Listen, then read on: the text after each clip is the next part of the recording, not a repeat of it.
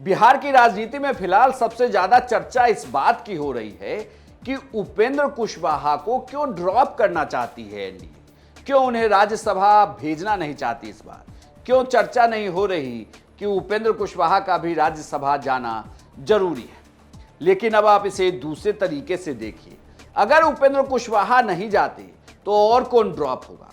दरअसल बिहार में राज्यसभा की जो 5 सीटें खाली हो रही हैं, उसमें से ये कहा जा रहा है कि 2+2+1 का फॉर्मूला है। 2+2 मतलब कि 2 सीटें बीजेपी के पास रहेंगी, 2 सीटें जेडीयू के पास रहेगी और 1 सीट सहयोगी दल को दिया जाएगा। अगर आप लोकसभा का चुनाव देखें तो लोकसभा का चुनाव उपेंद्र कुशवाहा लड़े आरएलएम के कोटे से, हम के कोटे से जीतन राम मांझी लड़े। जीतन राम मांझी चुनाव जीतते हैं और केंद्र में मंत्री बनते हैं। उपेंद्र कुशवाहा चुनाव हारते हैं, जिसके बाद उन्हें राज्यसभा बीजेपी भेज देती है। लेकिन कार्यकाल छोटा था, कार्यकाल अप्रैल में खत्म हो रहा है। अब जब कार्यकाल खत्म हो रहा है तो क्या उपेंद्र कुशवाहा रिपीट होंगे? चूंकि उपेंद्र कुशवाहा के सिर्फ 4 ही विधायक जीते हैं और बिहार में विधायकों की संख्या चाहिए 41 राज्यसभा के 1 सदस्य को जिताने के लिए। यानी कि उपेंद्र कुशवाहा अगर पूरी जोर आजमाइश भी कर लें तो उन्हें 37 विधायकों का समर्थन हासिल करना होगा। अब ये 37 विधायक आएंगे कहां से? अगर 82 विधायकों को आप ले लीजिए, यानी कि बीजेपी के भी 2 बनते हैं, तो बीजेपी के पास विधायकों की संख्या है 89, यानी कि वहां 7 विधायक बच जाते हैं। जेडीयू के विधायकों की संख्या है 85 और यहां 3 विधायक बचते हैं, यानी कि 10। अब जरा 10 और 4 को जोड़ दीजिए तो यह संख्या होती है 14। तो उपेंद्र कुशवाहा के पास हुए 14 विधायक। अगर ये दोनों कहते हैं कि उपेंद्र कुशवाहा को ही राज्यसभा भेजना है, अब 14 से 41 का सफर और तय करना है और इस रास्ते में खड़े हैं चिराग पासवान। चिराग पासवान के 19 विधायक चुनाव जीते हैं, तो फिर चिराग पासवान क्यों समर्थन देंगे उपेंद्र कुशवाहा को? यहीं से सवाल शुरू होता है।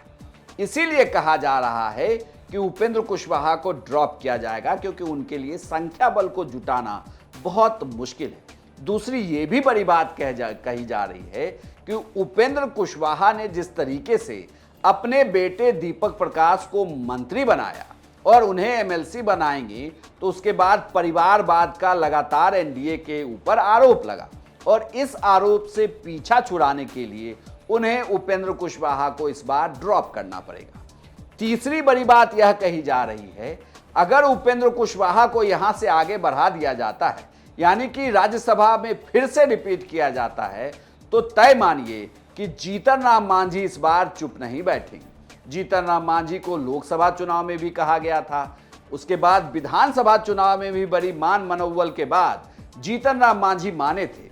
तो इस बार जब जीतन राम मांझी खुल के कह रहे हैं कि राज्यसभा के सीट का वादा हुआ था तो उससे पीछे क्यों हटूं, तो फिर ये भी तय मानिए कि इसे भी शांत कराने के लिए उपेंद्र कुशवाहा को डाउन करना होगा, यानी कि उन्हें एग्जिट कराना होगा। यानी आप जीतन राम मांझी को और उपेंद्र कुशवाहा को जब साइड करते हैं तो तीसरी पार्टी जो बचती है वो है चिराग पासवान की पार्टी एलजेपी राज्यसभा की सीट के लिए सबसे मुफीद पार्टी नजर भी आती है एनडीए के अंदर, क्योंकि एनडीए में वो तीसरी बड़ी घटक दल है जिनके पास 19 अपने विधायक हैं।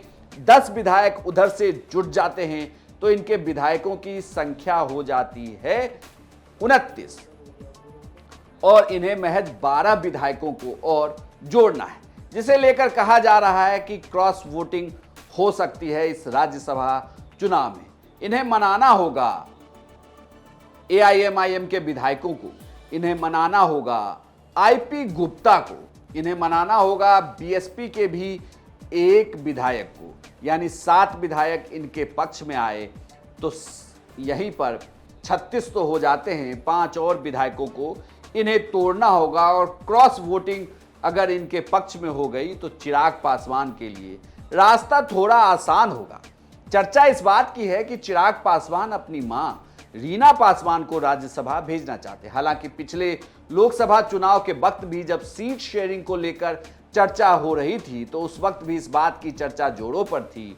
जब चिराग पासवान हाजीपुर की सीट को लेकर अड़े थे तब ये कहा जा रहा था कि वो हाजीपुर से आ जाएंगे, लेकिन अपनी मां के लिए उन्हें राज्यसभा की एक सीट चाहिए। तो अब अगर वो सीट दी जाती है तब भी तय मानिए कि उपेंद्र कुशवाहा को ड्रॉप किया जाएगा। लेकिन ये भी कहा जा रहा है इसके पीछे कि उपेंद्र कुशवाहा को इसलिए भी ड्रॉप किया जाएगा कि बीजेपी उन्हें लगातार आगे बढ़ा रही है, लेकिन उस तरीके से वोट आ नहीं रहे जिस तरीके से कुशवाहा वोटरों को लेकर उपेंद्र कुशवाहा को आगे बढ़ाया गया, यानी कि उतना बेनिफिट नहीं है। इस वजह से भी उपेंद्र कुशवाहा को ड्रॉप किया जा सकता है। तो थोड़ा सा इंतजार करिए, लेकिन जो गुनागणित है वो उपेंद्र कुशवाहा के पक्ष में तो बिल्कुल भी नहीं। आपको क्या लगता है कि क्या उपेंद्र कुशवाहा राज्यसभा जाएंगे इस बार? अपनी राय हमें कमेंट बॉक्स में लिखकर बताएं और बिहार की तमाम खबरों के लिए आप देखते रहिए सिर्फ बिहार। अब एक चर्चा भी जो हुई है, मुझे नहीं लगता है, इसलिए कि राज्यसभा की 2 सीट खाली हो रही है। 2 सीट नहीं, 5 सीट खाली हो रही है, इसमें 2 सीट बीजेपी को मिलनी है। तो एक सीट जब नितिन नवीन को जा रहा है तो फिर दूसरी सीट कोई अपर कास्ट का व्यक्ति उस सीट से जाएगा। मुझे लगता है कि सामाजिक समीकरण जो बन गया है, ये नितिन नवीन न होते तो एक चर्चा हो सकती थी। चर्चा तो खैर हो रही है, लेकिन मुझे कहीं दूर दूर तक ये नहीं लगता है कि दोनों सीट से कोई अपर कास्ट का जाएगा। इसलिए पवन सिंह को राज्यसभा से भेजेगी पार्टी, ये फिलहाल मुझे नहीं लगता है। उनको अभी बीजेपी में है, अभी तो अभी इंतजार करना होगा। समूह से संबंध है, सेलिब्रिटी हैं, फिल्म स्टार हैं, ये एक अलग विषय है, लेकिन राज्यसभा में उनको बीजेपी में भेजेगी, मुझे नहीं ऐसा कुछ कहीं उनके जो राजनीतिक सामाजिक समीकरण है उसमें लगता है। हाँ, 2 सीट में यदि एक नितिन नवीन का हो जाएगा तो दूसरी सीट से कोई अग्री जात का नहीं, कोई पिछड़ी जात का जाएगा, कोई अति पिछड़ा का जाएगा, कोई दलित का जाएगा। पवन सिंह के जाने का मुझे कोई सामाजिक समीकरण कहीं से नहीं दिखता है। हालांकि एक वैसे ही डिसीजन होगा यदि पवन सिंह को हुई पार्टी तय करेगी कि राज्यसभा में भेजेंगे, जिस तरह से नितिन नवीन को पार्टी का राष्ट्रीय कार्यकारी अध्यक्ष बनाकर अमित शाह और नरेंद्र मोदी की जोड़ी ने सबको चौंका दिया कि 5 बार के विधायक राष्ट्रीय अध्यक्ष हो गए और 5 बार के सांसद, 7 बार के सांसद। पंकज चौधरी जो केंद्र में वित्त राज्य मंत्री हैं, वो प्रदेश अध्यक्ष बने हैं। तो कुछ चौंकाने वाला डिसीजन दी, ऐसा कुछ होगा उनके जेहन में, अमित शाह जी का और प्रधानमंत्री का, तभी संभव है। लेकिन जो राजनीतिक सामाजिक समीकरण बिहार में है, उसके हिसाब से फिलहाल अभी नहीं, फिलहाल मुझे नहीं लगता है कि पवन सिंह राज्यसभा भेज जाएंगे।